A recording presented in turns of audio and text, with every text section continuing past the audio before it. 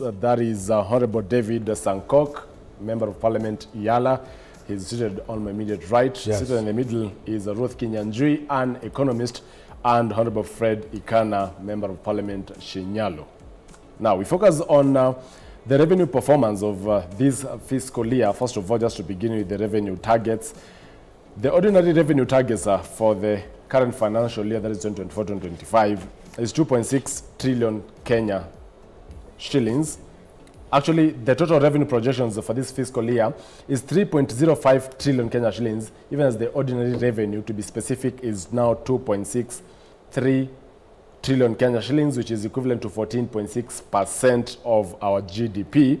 And the ministerial appropriations in aid target is actually 425 billion. So when you actually sum up the ordinary revenue and the ministerial A in A, it brings the total revenue projections at 3.05 trillion Kenya shillings. Just to begin with you, Ruth, as an economist, in terms of these numbers, remember they were reduced downwards when the finance bill of 2024 was withdrawn.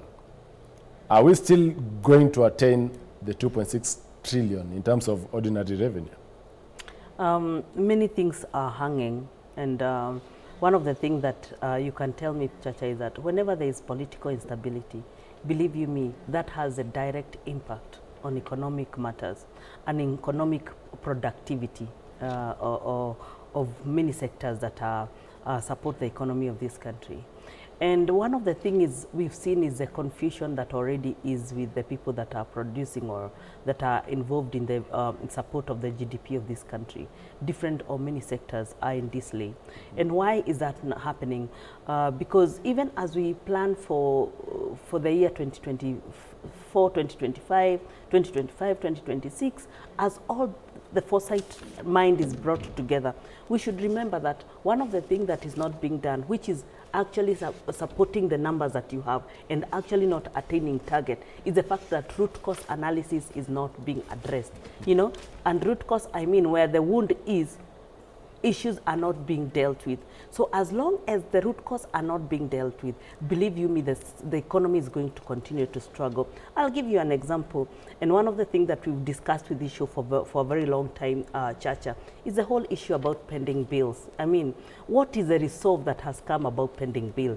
Nothing is, actually, it is being seen like nothing is being done about it. Do you know what that is doing? The private sector has been funding the government, and the government has not been paying the private sector. Actually, it is like still defaulting on domestic debts because people have used their money to support you, but yet whatever was promised is not being done. And we go back to the manifesto because you've made today's shows to be so much political. Let me go to that angle. It goes back to the promises that we were talking earlier with Mheshimiwa, and saying that promises is not a must that it is fulfilled. Ukiambiliwa si lazima, it's not a must that you'll be given. And this is what is being seen as the main issue. And I can tell you for a fact that it is crushing the resilient economy of this country. And I think what I see as the main undoing is saying something and not doing it, you know. And that is why the government will be seen like it's lying. It's not saying the truth, or they are half-truth. And the private sector, on the other hand, is ready like, government, please support us. You know, we just need a little support, and we support you fully. So with that in mind, where then are you going to speak about the numbers that you're talking about? Why was there appropriation of the budget that you're talking about, even taking our budget lowers from the 4 trillion that we had earlier? What was informing that decision? We've already seen proposals that have come with the new CS of Treasury.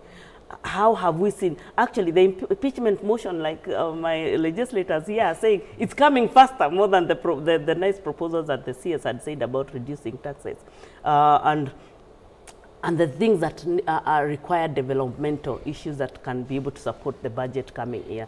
Let me remind you, Chacha, if we do not, the budgeting process is already out. And one of the biggest problems actually that has been with the budgeting process for years in this country is the initial stages of collection of the budgeting items. Because what we've been doing, and I want to repeat this, is we have been putting new wines in old wineskin.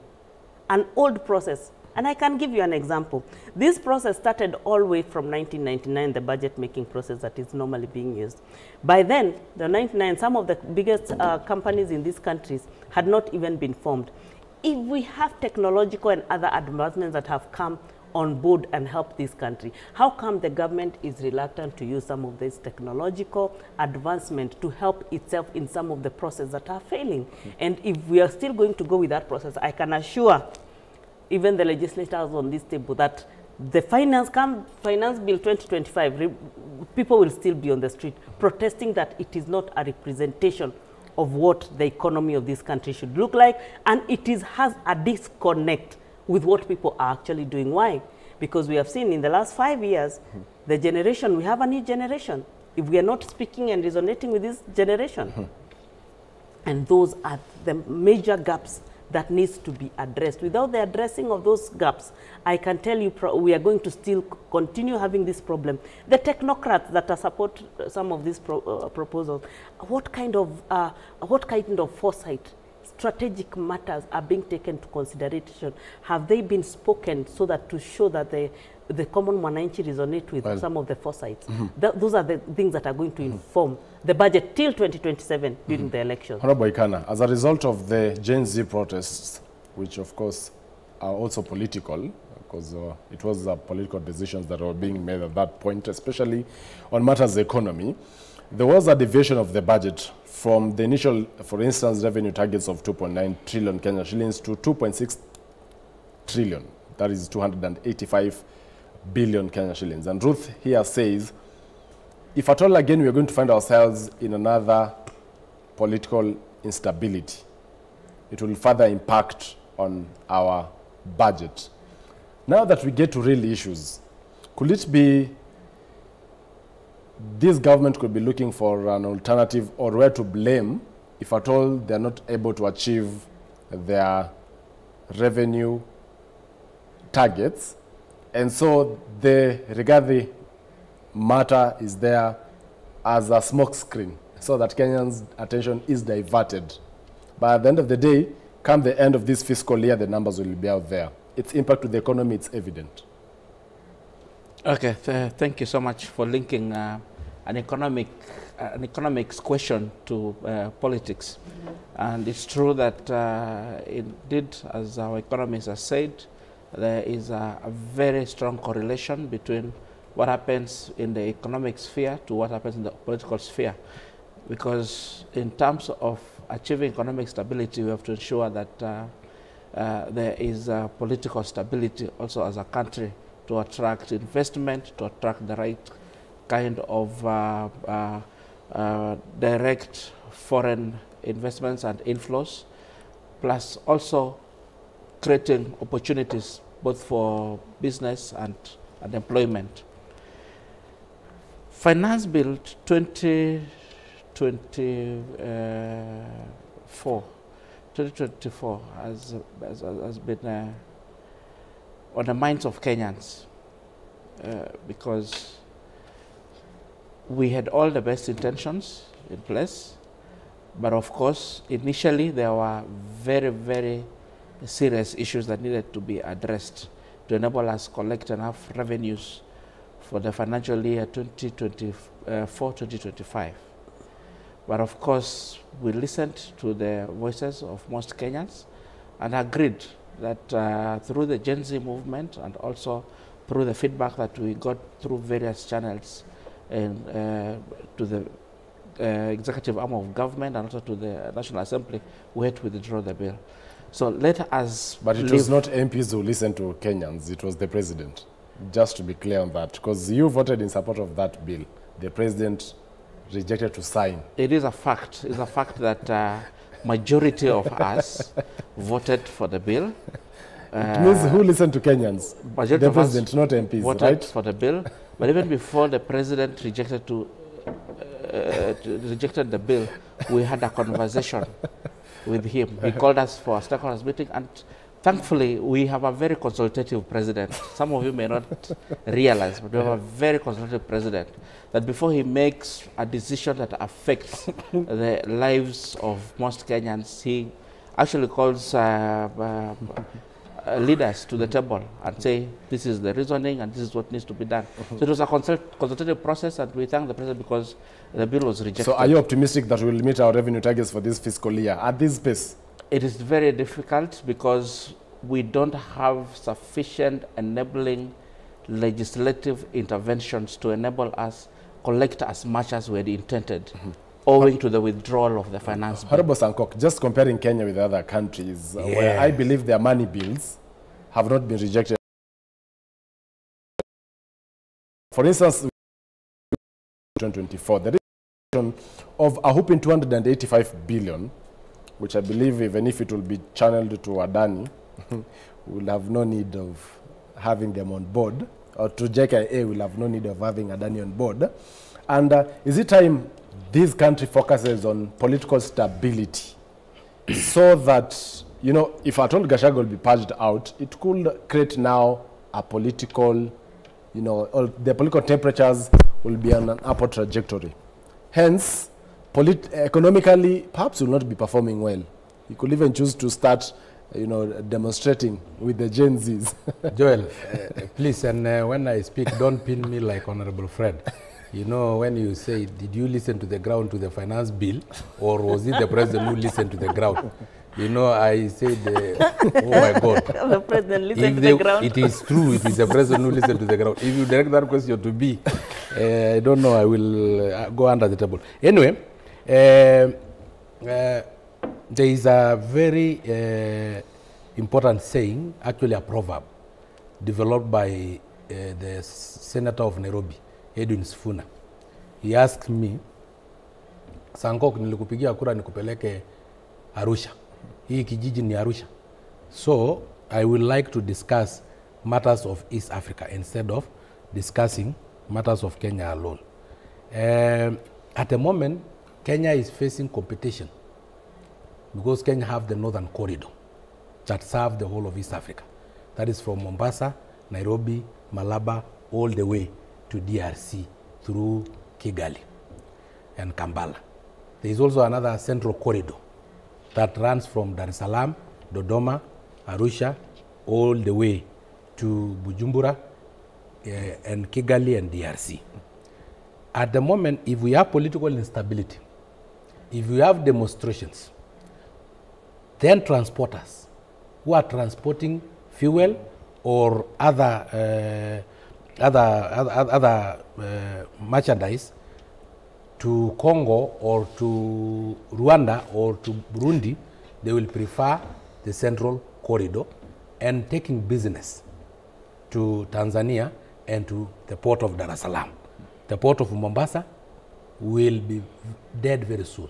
The port of Mombasa is not only serving Kenya, it is serving the region. So you're looking at these in terms of the impact, especially on trade.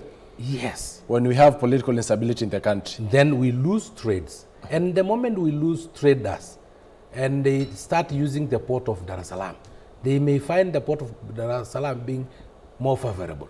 They may find the central corridor being good. And then they will lose trade and all those towns that have developed because of this corridor.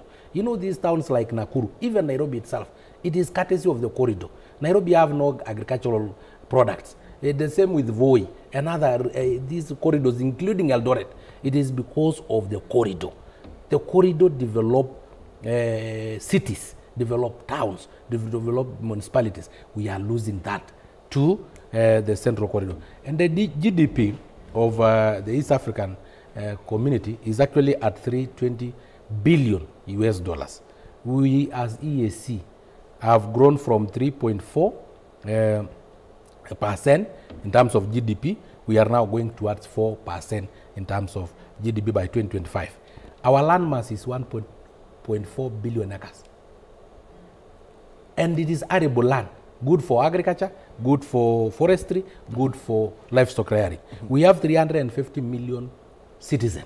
350 million citizens is a market bigger than United States of America. We have a coastline of 6,500 kilometers.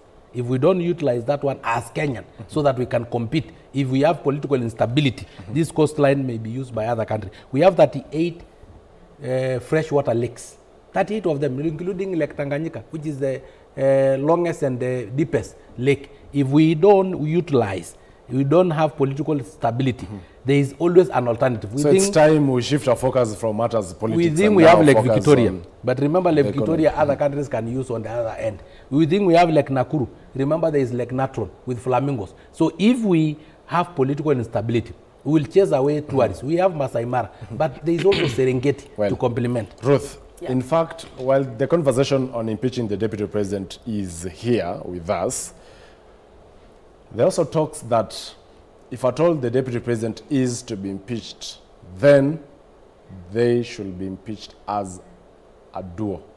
They came in as two, they should exit as two. Is this what you are talking about? And its impact on the economy, the fact that the president could also be worried of another impeachment motion against him being brought. You know, you know, before our strong legislators come in, yeah. Let me just remind you, Chacha, and also the legislators here. One of the things that we are really bad in this country is something called research.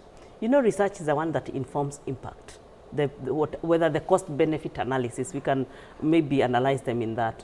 So, and I'm sure based on the sentiment that have been talked about on this table, there is, of course, they have already analyzed the cost, the benefits, the good, the bad, the ugly, and the impact that is going to have on this country. Whether that affects the common mwananchi in the right or in the bad way, I'm sure they really don't care at this point in time, because if it's coming today, we are at that point in time.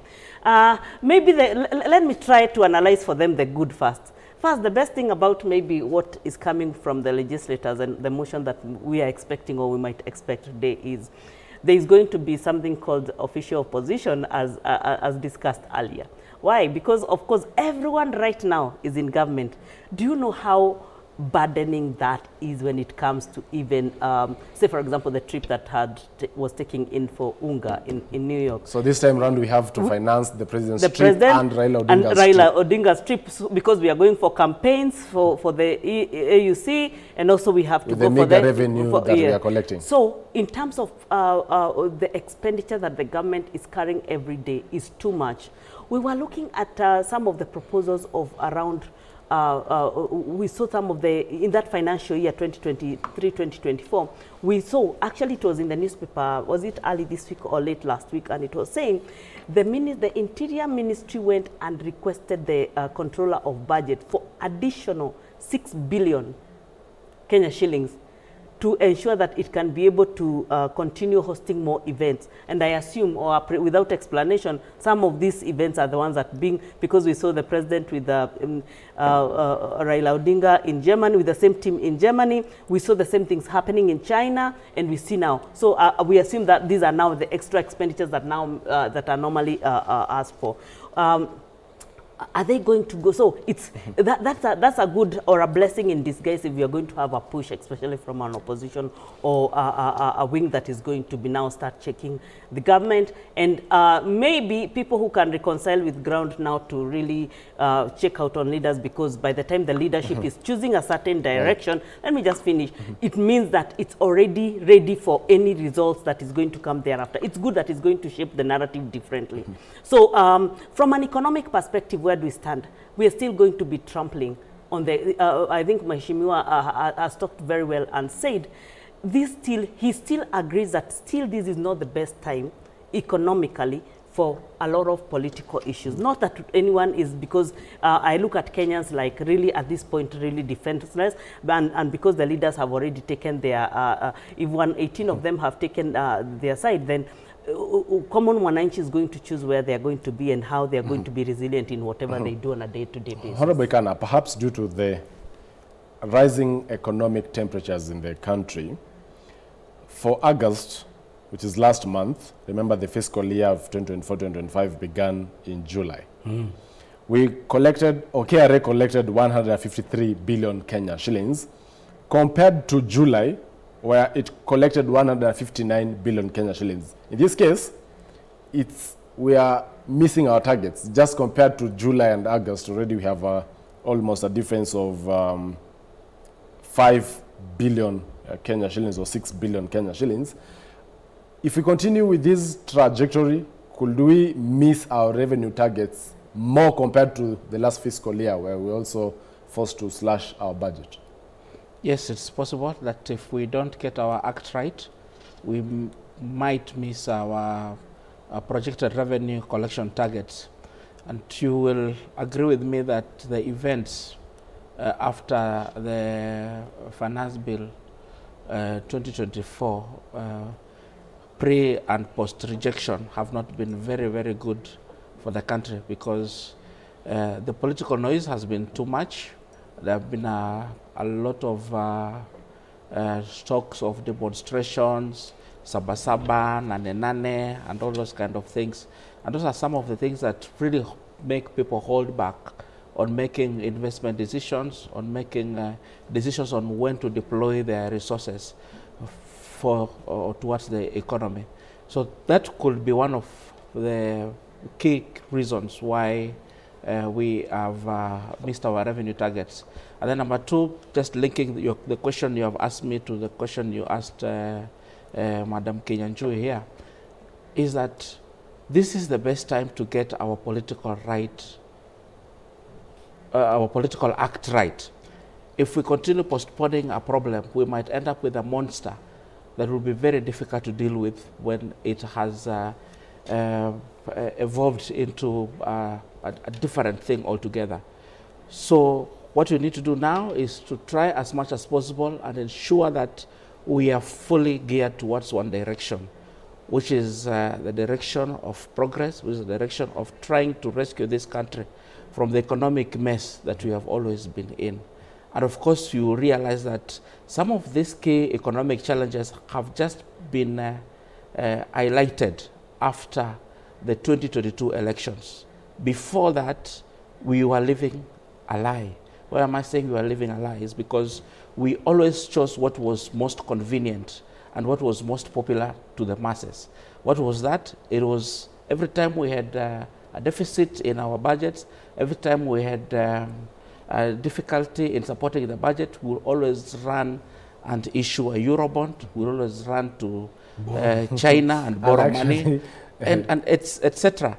But now what the government of Kenya Kwanza is saying is, before we explore options of borrowing, how best can we ensure that we maximize on revenue generations internally, so that we don't expose the current generation and the future generation to humongous debts out there. It's interesting that Mheshimiwa has brought that up. In fact, when we come back after the break, I'll be engaging Honorable Sankok on how much we collected. For instance, 153 billion in August, but we borrowed 94 billion. So whether we that are is the still question living I a wanted lie to ask. or not living a lie. That is the question I wanted to ask Fred. Did borrowing reduce?